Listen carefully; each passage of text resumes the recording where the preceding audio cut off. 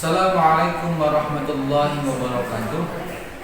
Innal hamdalillah nahmaduhu wa nasta'inu wa nastaghfiruh wa na'udzu billahi min shururi anfusina min sayyiati a'malina. May yahdihillahu fala mudilla lahu wa may yudlil fala hadiya lahu. Wa asyhadu an la ilaha illallah wahdahu la syarika lahu wa asyhadu anna Muhammadan 'abduhu la nabiyya ba'dahu. Allahumma shalli ala sayyidina Muhammad wa ala ali sayyidina Muhammad.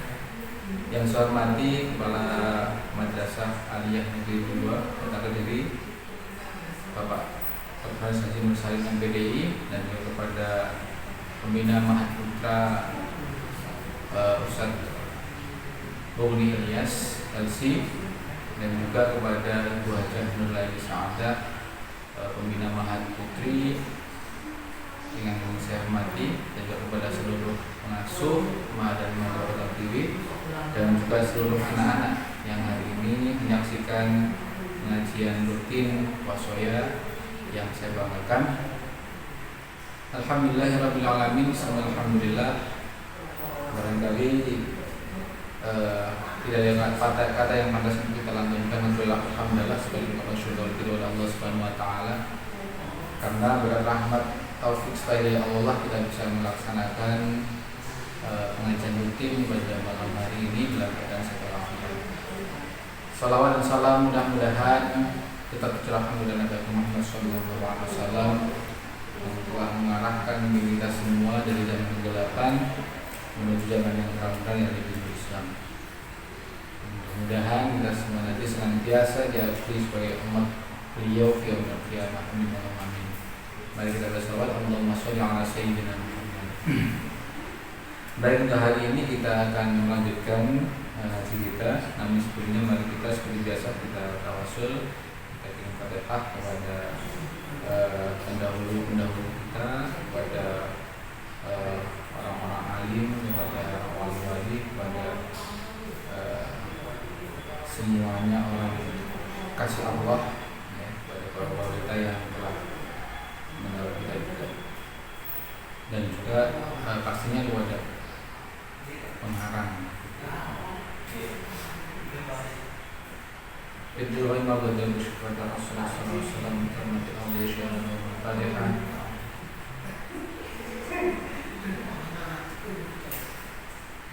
Ila hadirin muslimin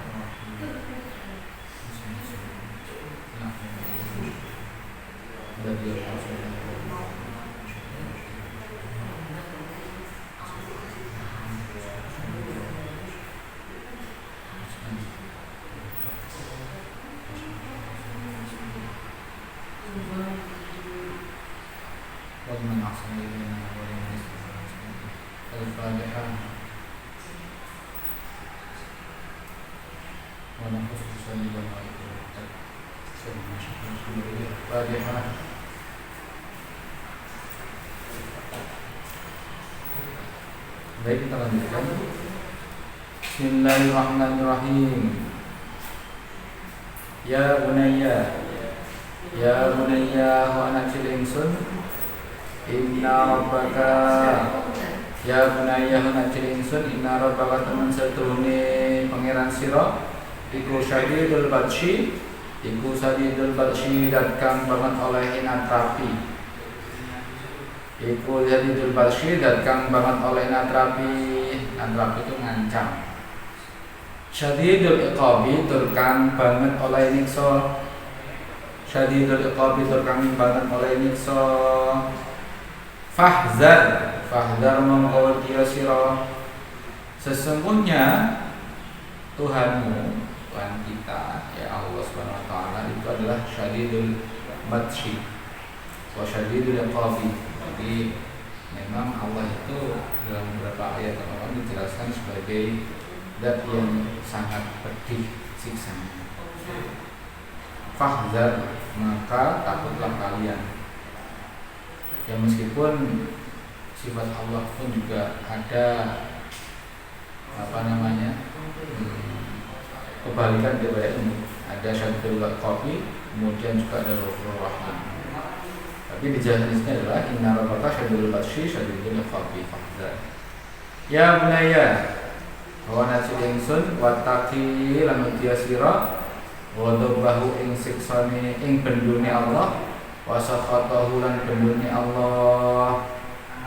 Wattaqi lan utiya sira wa dhabahu ing bendune Allah wa sakhatahu lan tegese bendune Allah. Wala yaghurannaka aja mbojok temen ing sira wala yaghurannaka aja mbojok temen ing sira apa hilmuhu sifat alisi Allah Jadi kalau di atas tadi dijelaskan bahwa Allah itu zat yang memang berat siksanya, berancamannya, maka takutlah. Kemudian di sini dijelaskan juga kita disuruh bertakwa kepada Allah, ya, disuruh takut kepada Allah terhadap kebencian Allah terhadap kita semua.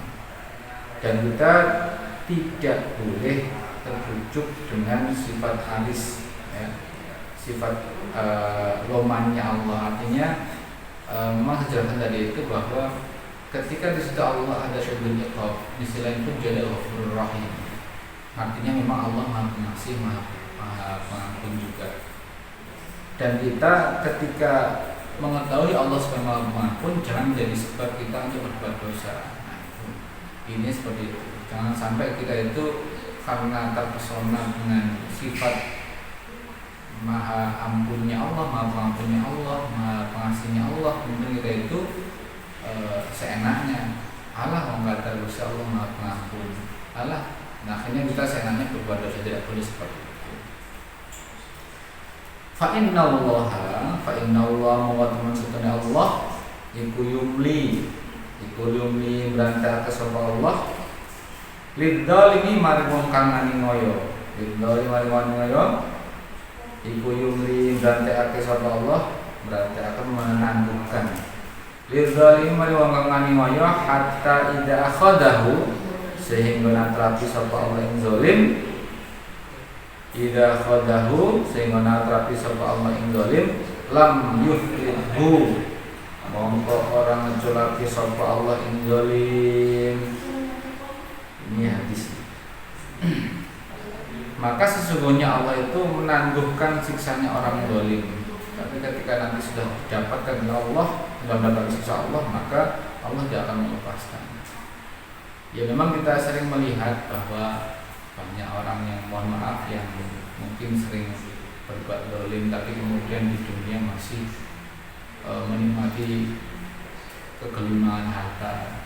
Kita melihat orang kemudian sering memfitnah, sering mencuri, sering korupsi tapi masih bergelimang harta. Yakinlah itu penangguhan, siksa Allah masih ditangguhkan. Dan nanti pasti di akhir pasti akan mendapatkan siksa itu. Ya sebenarnya di dunia pun juga banyak contoh juga ketika banyak orang-orang zalim yang kemudian di akhir hayatnya dia menjadi su'ul khatimah, ya akhir hidupnya dia sangat tragis dan sekali. Ya artinya ya itu Allah nanti pasti akan menyiksa orang-orang yang zalim. Nah sekarang masih banyak yang masih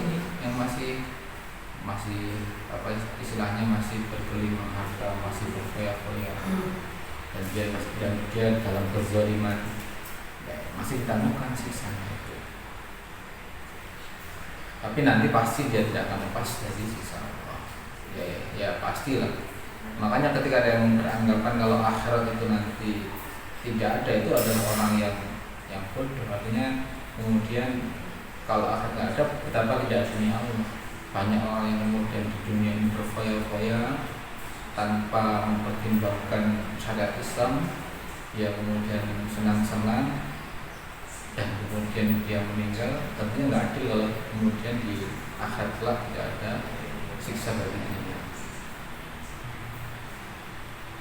Dan juga kita lihat orang yang banyak orang alim tapi kemudian dia dalam kesusahan finansial banyak sekali. Tapi yakinlah nanti ketika orang alim, orang yang bertakwa, orang yang beriman di akhirat pasti akan membuahkan kenikmatan yang luar biasa. Ya bunayya cilingsun, inna fi ta'atillahi temen setune iku ngabuk. Inna fi ta'atillahi temen setune iku ing dalem ngabukti Allah minal ladzati saking kaenaan warahati lan kepenak.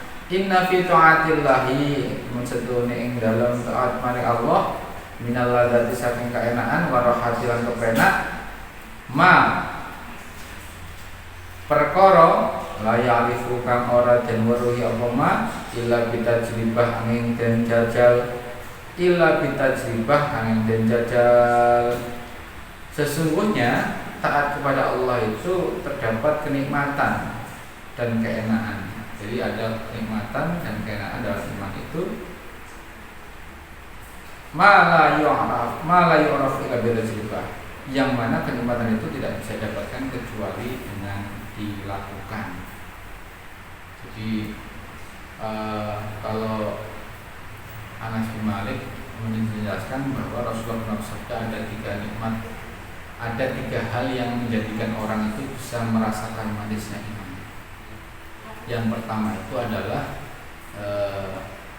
cinta kepada Allah dan Rasulnya. Yang kedua itu nanti adalah dia cinta kepada orang lain karena Allah.